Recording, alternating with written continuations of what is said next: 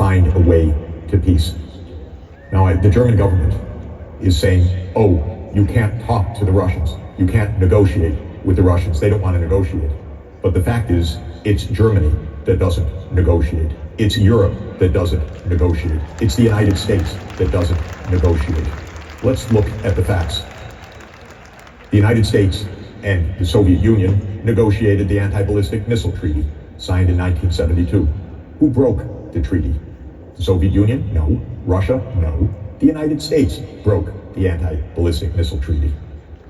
In the year 1990, Chancellor Helmut Kohl and President Mikhail Gorbachev negotiated the reunification of Germany, including the clear and unequivocal promise that NATO would not enlarge, that NATO would not expand 1 inch eastward.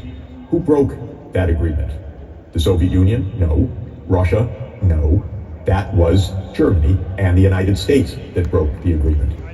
No sooner had unification occurred than German politicians started to advocate the expansion of NATO and brought the United States along as well, in complete violation of what had been agreed. In February 2014, Europe and President Putin and President Yanukovych made an arrangement for early elections in Ukraine late in 2014, signed off by European Union foreign ministers. Who broke that agreement? The Russians? No.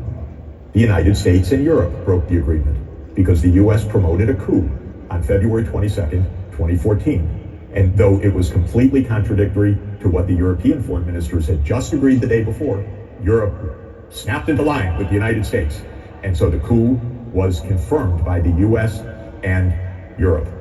And what did that coup produce? It produced a war because the new puppet government in Kiev, brought in by the United States and Europe in a coup, said NATO enlargement now to us, to Russia's border. The war began. Then, who negotiated the next agreement, the Minsk II agreement? Well, that would be Germany and France and the United States and Ukraine and Russia supported the Minsk II agreement, and it was ratified in the UN Security Council. And who broke the Minsk II agreement? Russia? No. The United States and Germany and France, the guarantors of the Minsk II agreement. Remember what former Chancellor Merkel said about the Minsk II agreement? Oh, that was just to buy time for Ukraine to gain its strength.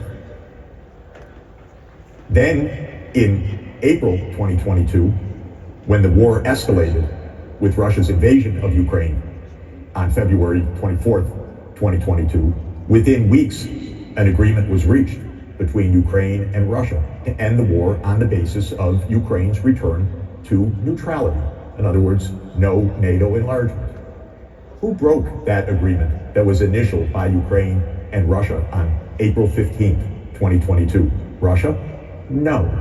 The United States and the United Kingdom, who went and told their puppet, Zelensky, you fight on for us. No neutrality. We'll back you. So who failed in diplomacy? Now, the German government has said repeatedly, and I've listened carefully, you can't negotiate with the Russians. They don't want to negotiate. It's very funny. It's the United States that walked out of the Anti-Ballistic Missile Treaty. It's the United States that walked out of the Intermediate Nuclear Force Treaty. It's the United States and Germany that walked out of the promise not to expand NATO. It's the United States, Germany, and France that walked out of guaranteeing the Minsk II agreement. It's the United States and the UK that told Ukraine, keep fighting. Don't settle for neutrality, as in the April 2022 agreement in the Istanbul process. And then the German government has the temerity to tell its people that Russia doesn't want diplomacy. Honest to goodness, ladies and gentlemen, what are we going to do with our governments?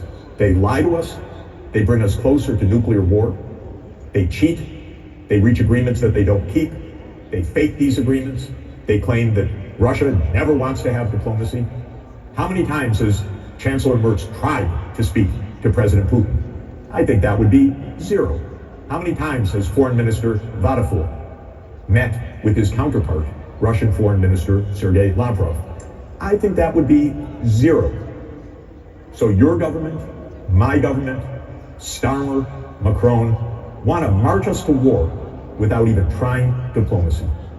Ladies and gentlemen, it's a disgrace It's a shame of our governments that they don't act like grown-ups with honesty, and that they propose to lead us to war without even trying diplomacy.